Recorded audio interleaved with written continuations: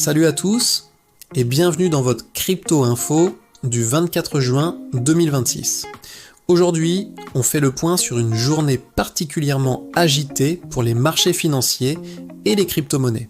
Bitcoin est repassé sous un niveau psychologique majeur, les investisseurs s'interrogent sur la suite du cycle, plusieurs acteurs institutionnels font parler d'eux et la pression réglementaire continue de s'intensifier dans plusieurs régions du monde. On commence évidemment avec Bitcoin. Le roi des crypto-monnaies est passé sous les 60 000 $, un seuil que de nombreux investisseurs surveillaient depuis plusieurs semaines. Cette baisse s'inscrit dans un mouvement plus large de recul des actifs risqués. Les valeurs technologiques ont également souffert sur les marchés traditionnels, entraînant avec elles une partie du secteur crypto. Cette cassure a provoqué une nouvelle vague de liquidation sur les plateformes de trading. Les positions longues à effet de levier ont été particulièrement touchées. Une baleine connue du marché a notamment clôturé une position de près de 50 millions de dollars avec une perte importante après avoir parié sur un rebond qui ne s'est finalement pas produit. Malgré cette correction, certains analystes restent confiants. Selon plusieurs sociétés spécialisées dans l'analyse on-chain, le cycle haussier ne serait pas remis en cause pour le moment. Les données montrent que les investisseurs de long terme continuent majoritairement de conserver leur Bitcoin. Historiquement, ce type de correction intermédiaire est fréquent au cours d'un marché haussier. Cependant, d'autres observateurs se montrent beaucoup plus prudents. Certains estiment que si la zone des 58 000 $ venait à céder, le marché pourrait rapidement tester les 55 000 $. Ce scénario n'est pas encore confirmé, mais il fait désormais partie des hypothèses envisagées par les traders. Du côté de Strategy, anciennement MicroStrategy, la situation attire également l'attention. La société de Michael Saylor continue d'être scrutée de près alors que son action subit la pression de la baisse du Bitcoin. Certains critiques, dont Peter Schiff, profitant de cette période de faiblesse pour remettre en question la stratégie d'accumulation massive de BTC menée depuis plusieurs années. Pourtant, malgré les critiques, Strategy reste aujourd'hui l'une des entreprises les plus exposées au Bitcoin au monde et continue d'incarner la conviction institutionnelle envers l'actif numérique. Passons maintenant à Ethereum. La deuxième crypto-monnaie du marché accompagne le mouvement baissier du Bitcoin, mais conserve plusieurs signaux positifs à long terme. La fondation Ethereum a récemment pris des mesures pour renforcer sa gestion financière et assurer la pérennité du développement de l'écosystème. Les investisseurs surveillent également de près les ETF Ethereum qui continuent de représenter un potentiel moteur d'adoption pour les prochains mois. Même si le marché traverse actuellement une période plus difficile, beaucoup considèrent Ethereum comme l'un des grands bénéficiaires de la prochaine vague institutionnelle.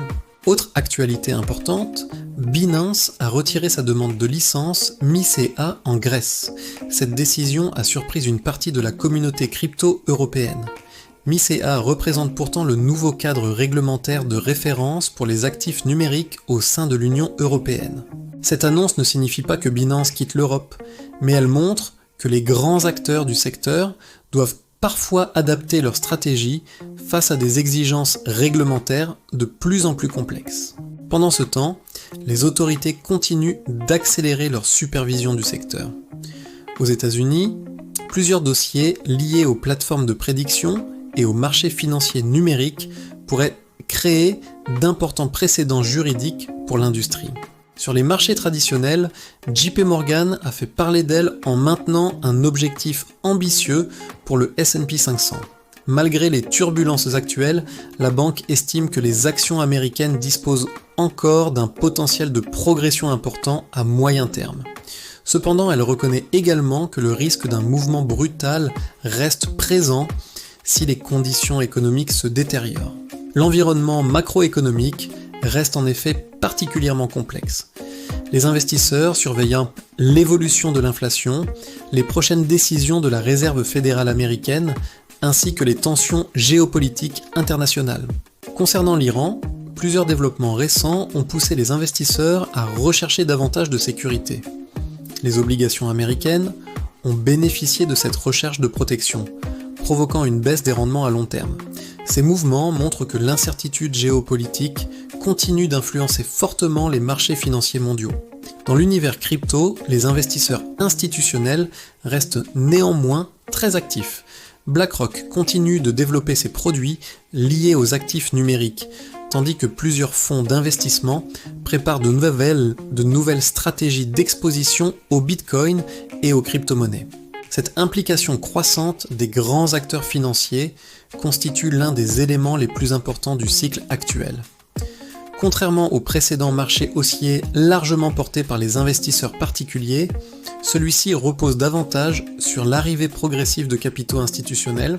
Les données on-chain montrent également que les réserves de Bitcoin sur les plateformes d'échange continuent globalement de diminuer.